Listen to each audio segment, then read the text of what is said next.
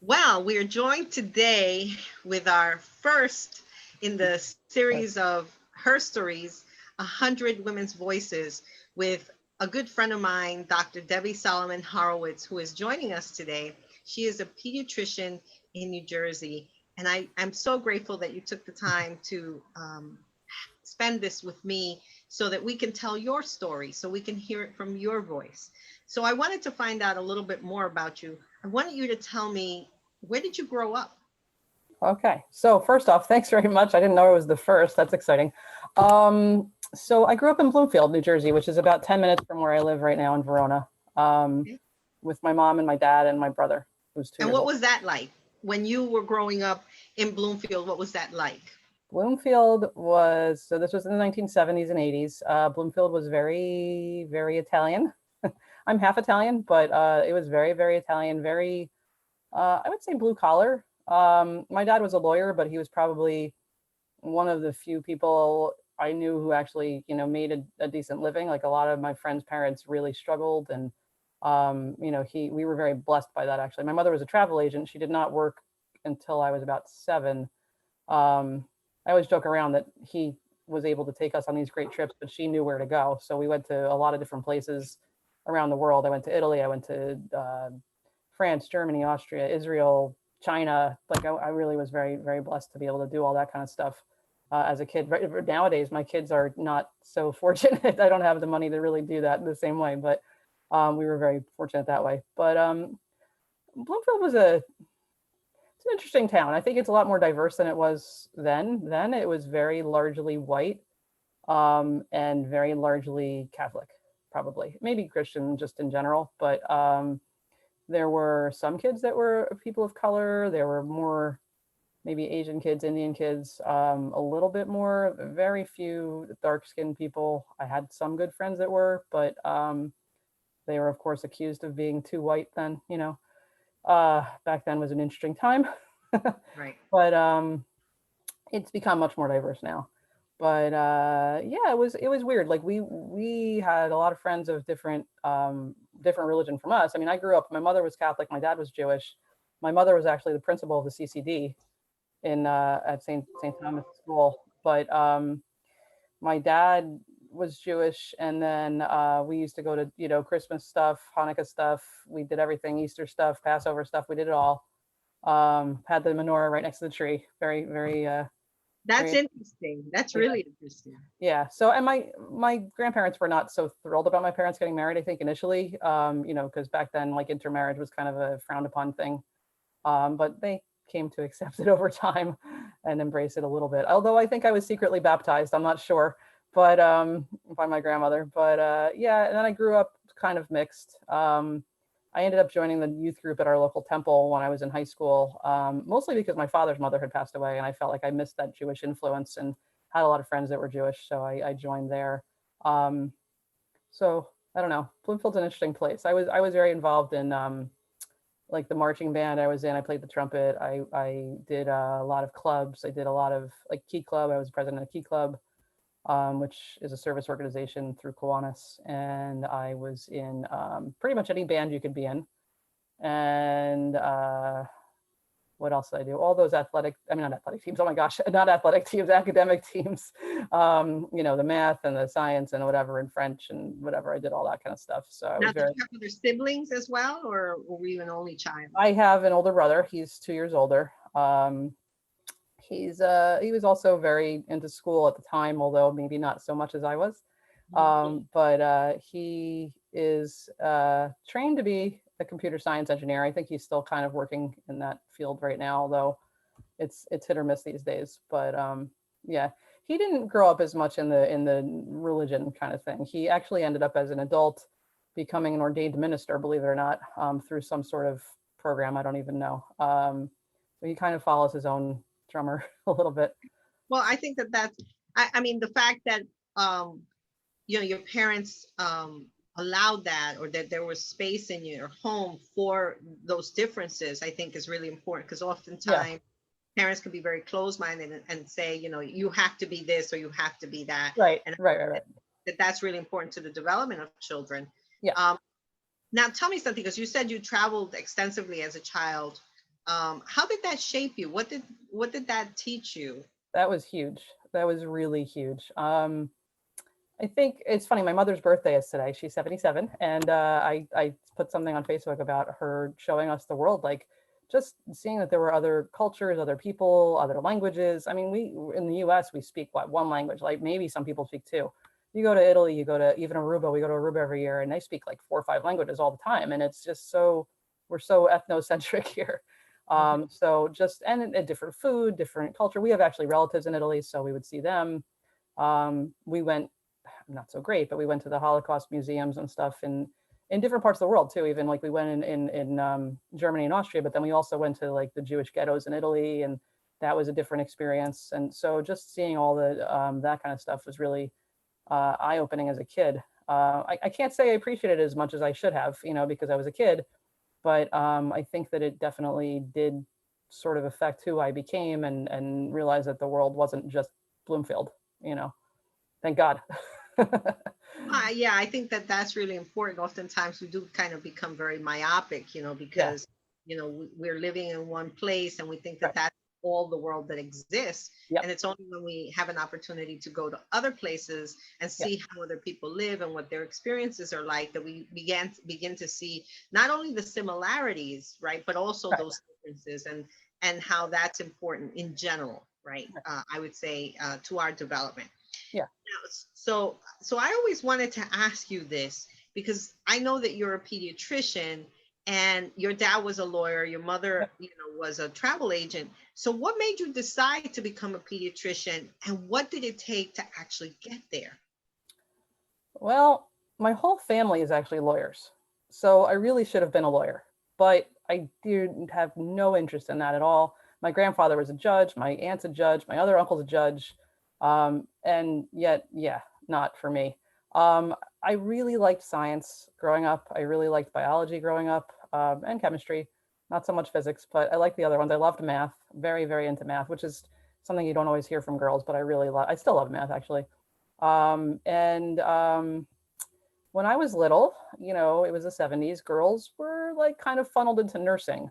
You weren't supposed to be a doctor, you're supposed to be a nurse. There were not, although we had a female pediatrician, believe it or not, but um, girls were not really doctors. And Well, you weren't I, encouraged to be that. You weren't I encouraged to be. was, though, I was, because my No, but mother, I'm being my saying mother, the society in general not that by was society, right. not Hmm. by society. No, not at all. But my mother decided when I was little that she was going to get me a kit, like a nurse's kit, but she made sure it was a doctor's kit. She was like, I'm not getting my kid a nurse's kit. I'm getting my kid a doctor's kit. So she got me a doctor's kit.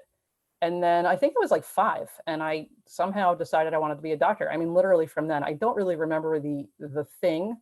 I remember trying to be super duper brave at the doctor. Okay, I'm not going to cry for my shots and all that stuff. I would love to say that I loved my pediatrician. Can't really say that, but she was a good doctor. But we definitely had some good doctors Okay. growing up after her. But I had friends that were living in the area and not at my school actually, and they would fight over playing together. Honestly, this sounds really silly, but they would fight. And I decided that I was going to try to solve the issue. And I would sit underneath my kitchen table, or no, the dining table, with a little composition notebook and try to like be like a little therapist and write down like, okay, why don't you get along with this one? Why don't you get along with that one? And my mother's like, oh, that's what psychiatrists do. Maybe you should be a psychiatrist. Psychiatrists are doctors. And I was like, okay, I'll be a doctor. And that was pretty much how I thought, okay, I would be a doctor. And then, it just kind of fit with all the stuff that I was learning in school. The pediatrician part of things happened more a little bit later. My cousins were born when I was in my teens, and I was really into like the whole baby thing. I thought they were just amazing, like seeing um, kids develop and grow and learn and mature, and just everything's new for them when they're starting out, and how they learn was just fascinating for me. In medical school, you have to take everything. You have to do what they call clerkships, where you do 2 months of obstetrics and gynecology, 2 months of internal medicine, 2 months of surgery, 2 months of pediatrics, 2 months of psychiatry, et cetera. And I was really debating between psychiatry and pediatrics up until then. And then when I did my psychiatry rotation, I kind of realized that that wasn't really where I wanted to be. And I loved pediatrics. Even when the babies were born, when they had the deliveries, I liked the moms. It was nice to be with the moms, but I really wanted to go hang out with the babies. I was like, okay, great, you had a baby. Let me go see the baby. So it just really clicked for me. And it's just such a great thing to be able to influence kids when they're young and um, accepting and listen to you in a different way than they listen to their parents. You know, they actually like accept what we say a little differently, which is nice. And I incorporate the psychiatry into it, certainly. I mean, I definitely still like that aspect of things and the therapy aspect of things. And a lot of pediatrics is a little bit of therapy for the kids and the parents. So I really enjoy that aspect of it. But yeah, girls were not doctors so much. I never had a female doctor aside from that one doctor when I was little until I had my first kid. So in 1999. Yeah, I really don't think I ever had a female doctor, except for, no, really, no. I can't even think of one. So going through school, Mhm. my school was pretty mixed. I mean, I think we had a decent number of women. I actually had a rotation for trauma which was like a surgery rotation where it was all women. There were four of us, and that was the first time I had had that. And there was one female trauma surgeon that was really kind of cool about like the fact that we were all women, and she kind of took us under her wing, which was nice, because the male trauma surgeons were not quite so accepting of that, and kind of, I can't say picked on us, but they weren't always so nice. If you were too soft, it wasn't the best thing. I remember like a delivery gone wrong in an OB rotation, and one of the babies did not survive, and I just was a mess. And yeah, that wasn't okay. You were supposed to be tough, and you were supposed to be, with it all the time, and that's not the reality. So That I can't even imagine what that would feel like, oh, yeah, yeah, an enormous burden, for you as a doctor. And of course, we know as mothers, what it feels like to have a child and then to lose that child. I can't even imagine how you could contain your feelings. yeah. Well, I didn't have kids at that point, but now I don't know if I'd be able to contain my feelings. I mean, I definitely have issues with that now. I'm not so great at that. If I have a patient that I have to give a bad diagnosis with, I'm definitely known to, be the same in there crying with them and stuff like that. It's not like I'm not like, okay, stone. It's, Right. I have feelings. I think that that's really important, right? Because I Yeah. think one of the things that we often try to do, both to male children and girl children, is we do try to make them, hide their feelings, hide their emotions, contain their emotions, as if there's something wrong with Yeah. being able to show your emotions. I think, you don't want to suppress that. You don't. That's Yeah. hard, Yeah. psychologically. It is. I mean, unfortunately, though, the nature now, hopefully, medical education has changed a little bit, but at the time, you definitely had to hide them a little bit. I'm not going to lie. I mean, there was you couldn't break down every time something bad happened. People would look at you crazy, But I mean, people did. I think pediatrics is a little bit better. People did understand that we were a little bit um, softer around the edges. I don't know. There's a different personality type that goes into pediatrics. Yeah, the human And side of it. so, Mhm. yeah, yeah, absolutely. So I think there was a little bit more acceptance of it.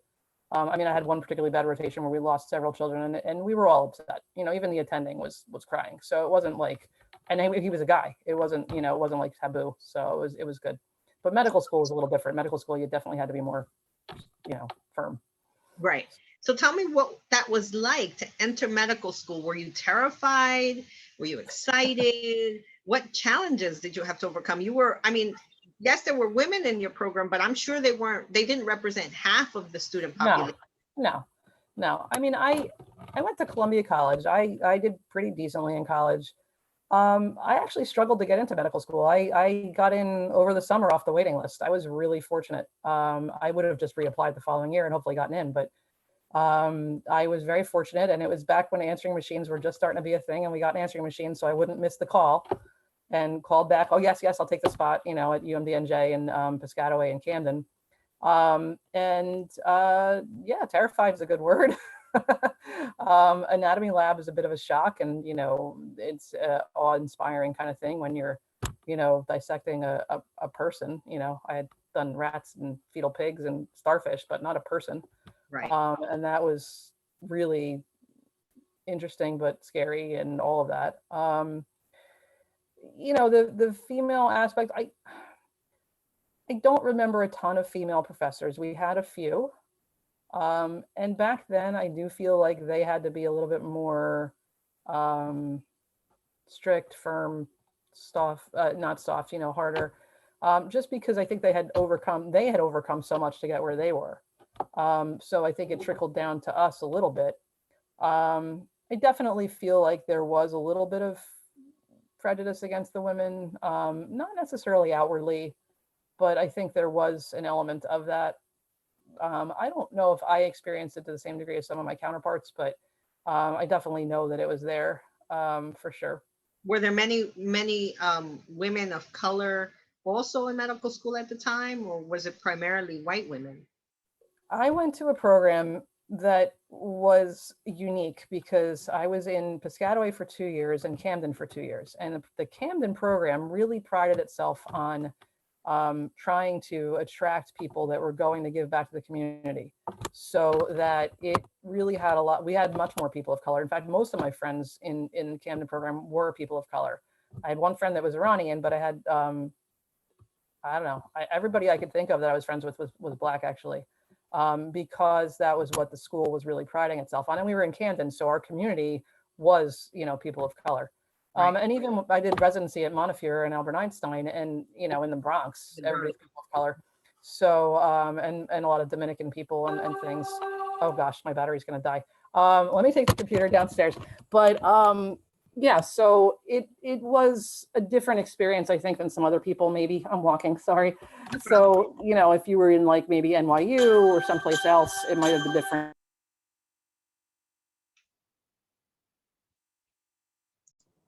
So you were saying that in medical school, you had a couple of female instructors, professors. Right. One What was were they like? one was really amazing. One was really, really good and actually really nice, and not so, strongy, personality. Um, Most of them, I think, really had to overcome a lot to get where they were, and they were a little bit more hard and a little bit less. I don't want to say caring, less caring, but like gave that off that persona. Mhm. The younger ones were different. I mean, the younger ones, like we had one for pathology that was like more like a TA, like a small group kind of thing. And she was a younger person, and I think she was different. But I think the people who had come through, so you're figuring this is the early 90s. So they had come through maybe in the 70s or whatever. They had a different experience, and I think it was different totally. And medical education has changed a lot. I mean, a lot of people were left on their own.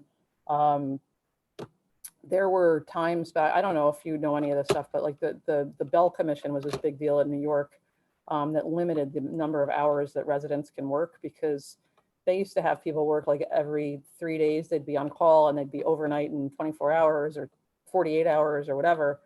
And mistakes happened and people died. And so they instituted laws that limited residents to 80 hours per week. 80 hours per week, that was a limit. Wow. And yeah, so we had call every fourth night, and then you were done by noon the next day. You weren't supposed to stay the whole next day. But yeah, I mean, I wouldn't want my surgeon, being there from the morning until the next day and whatever. But I think certain fields are a little bit different. Pediatrics is different. I think that surgery, you have to be a little bit more tough, because you are sometimes in surgery for 10 hours or whatever. And I could never do that. That's not for me. Being in all that hot PPE the whole time. It's not my Right. thing. But And full, like the whole thing. yeah, the whole thing. Yeah. Covered. Right. Yeah. What type of support did you have while going through school? I mean, you mentioned your mom. It seems to me like your mom was a great support to you, Yeah. right? What other type of support did you have? What about your dad and extended family? And you say you came from a family of lawyers. How did they see it that you were going against the grain and not becoming a lawyer, but a doctor? Oh, they were happy about it. It was fine. They wanted me to do whatever I wanted to do, honestly. My dad had that argumentative type of personality, where he would he never asked how school was in terms of like friends or this or that. It was more like academic, what are you learning in school? And it was always, what are you learning? And you always had to like back up your opinion. It was never good enough to be like, well, I like this political candidate, or I like that thing. You always had to be like, well, why? It drove me crazy, honestly, but over time it was good, because honestly, that's the way it is now. You can't just be like, oh, I like whatever. You have to be like, well, why do you like whatever? My mother, yeah, my mother was a big support. I mean, even when I was little, we used to do math at the dinner table. It was so nerdy, but like we used to do algebra. Okay, if you have 5 and you add some number and you get 12, what's the number you're adding? From the time that we were really little. My brother was super into math, and is really good at it. So we did a lot of that kind of stuff. Everybody was very supportive. Even when I was in college, my grandparents lived in the city because I was in New York, and I would go visit them. I have now my ex-husband who was, relatively supportive. Actually, I have to say, he really was good because I would go to school and I would come home and he would make dinner and, he would make sure that I ate because sometimes you forget. And long nights of studying and stuff, and would just blow off steam with me. And even when I was studying for the boards, we'd go play basketball every night or something like that, just to get out of the house. Right. To create some balance, because otherwise you would burn yourself out. Yeah, we had one free weekend, like totally free weekend a month, as a resident. So you'd be on call Thursday, and then you wouldn't be on call again until Monday. So you'd really be like off Friday, Saturday, Sunday kind of. And so we'd try to go away that weekend and just do something fun so that you weren't just always work, work, work. Right. So that was helpful too. And monetary support. I mean, honestly, I was very, very, very fortunate because my father was able to pay for school for me. Not everybody is so lucky, and it really gave me the freedom to do what I wanted. A lot of people choose to go into certain fields because they need to make money. And I was able to choose general pediatrics, and I was able to choose to work part-time instead of full-time because I didn't have student loans to pay off. I have friends that are probably still paying off student loans, and I really was very lucky about that. And I just owe him an enormous debt because I really, my life would have been very different if it had not been that way. I'm still part-time, and it's 20 years later, I'm still working part-time. Right. I like it better that way because I get to see my kids and I get to see my patients, and I'm not doing all of everything all the time.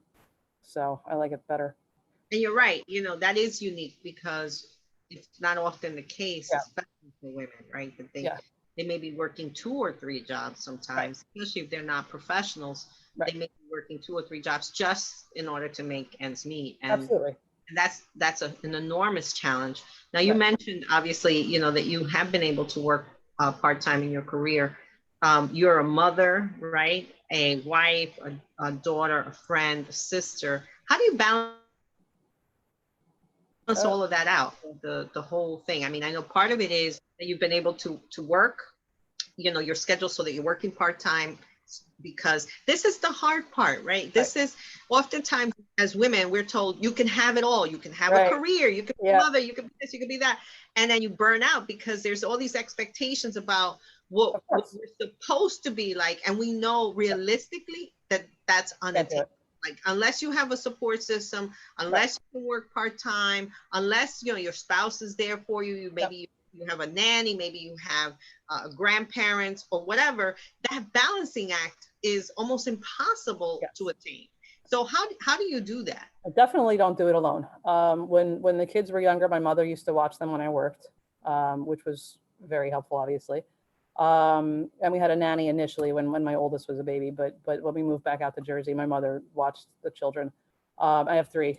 So yeah, it's busy. My husband now used to watch our daughter when I worked. If I worked on the weekends, we called it, daddy daughter day, and he would have watched her all day.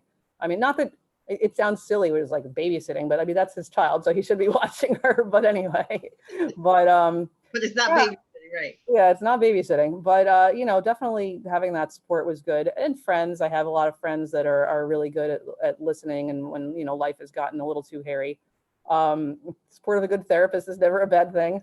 That's been very helpful too. Just taking time. People overlook that, right? They think I have to be strong, and going to therapy is a weakness, when in fact it's not. Absolutely not. Totally not. Yeah, I think everybody should go to therapy. It's the best thing ever. But I think it's been really a group effort for sure. And recognizing that I can't do everything all the time is good, because nobody can do everything all the time. Sorry, there's my husband. Speaking of the group effort, and he cooks dinner a lot, and I'm not the best cook in the world anyway, so he helps with that. Let me ask you something, because as a society, we are often convinced that we have to be it all, and all, like everything, right? All the time. Right. did that in any way impact your self-esteem or the way you saw yourself? Of course. And how did you deal with that? I know therapy, I'm sure, would help, but how do you get over these things that we're convinced as women, right? We're often told you have to be it all, and you have to be great at it all. Right. And if you don't, you're a failure. And of Yeah. course that's going to impact your self-esteem. And of course you understand that as a mother, your self-esteem is essential to your child's development as well. Right. So self-esteem is something that has plagued me my whole life, and I've definitely, and it shouldn't have. I mean, I did well, by all measures. I was doing great in school. I was third in my class in high school. I went to a good Ivy League college. I went to medical school. Like, there's no reason why I should have had a self-esteem issue. But it's funny when you go from like the little pond to the big pond, and you see people that are, just as smart as you or smarter than you, that have it all, and they're not only are they smart, they're athletic, they're this, they're that, they're musical, and you start comparing yourselves. It's like, oh, they're better. And there was always an element of me that felt a little bit not good enough, mostly career-wise. I've gotten away from that in recent years. I really I feel like my patients really do like my approach and my honesty, and the fact that I am relatable as a person, and as a mom, and wife and everything else too. I think that's helpful. I don't know. It's hard, the self-esteem thing. There have been days where you go, oh my God, I'm failing at this. I'm failing at that. I didn't do well with my kids. I didn't do well with the job.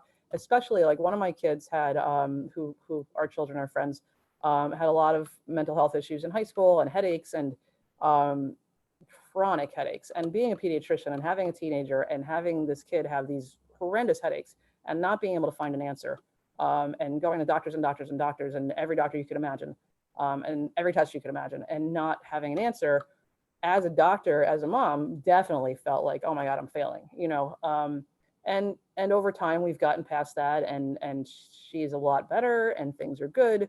But it definitely took some work and some therapy and a lot of talking and a lot of, just kind of chilling out, and allergy shots and other things. But, I like answers. And so sometimes not having answers wasn't so great. But it definitely affected my self-esteem at that point. I've gotten past that. And I think one of the things a therapist said, which I actually really took to heart, is that as a person, like if I saw somebody else going through what I would go through, I would be forgiving of them, but I wasn't forgiving of myself. And just to forgive yourself for your own faults, and to realize that we can't do it all. And you do the best you have with the information that you have at the time. And, sometimes you're off the mark, but eventually you get it. And that it's not necessarily the worst thing in the world, but it's a struggle. It doesn't hurt that my youngest calls me the best mom in the world every day, but. Well, I think it's great that you mentioned that. Two things. One, I had heard something similar from someone who said that if I was your best friend and you told me all the things that you were going through, I would be very gentle and kind and forgiving with you. But yet, when I am hearing myself, in my head talk about all the failures, all these things, I am brutal on myself. I'm like, absolutely, the worst, how could you be? Absolutely. We have to remember that we have to be our own best friend, right? We're the person who has to be kind and thoughtful and understand, because the reality is there are failures, there are mistakes. We're not perfect. And we're sold on this idea that we have to be, but it's impossible. And I think it's great, because oftentimes here's what happens, and I know I've seen this myself, and I know you have as well in what you said, and that is that we look at other people and you think they have the perfect life. Look at them, they're this, they're that, and you don't realize all the things that they may have had to overcome, or all the challenges, or all the things that they may be dealing with. And so I think it's important not to do that whole comparison thing, not to say, oh, look, she's perfect. Look, she's got it all, and just look at yourself and be kind with yourself in all the ways that you're managing all the things that happen, because women, I would say women are the strongest people in the world, right? Because of all the things that we have to overcome, deal with. I mean, just childbirth alone, is totally agree. right? Just that alone.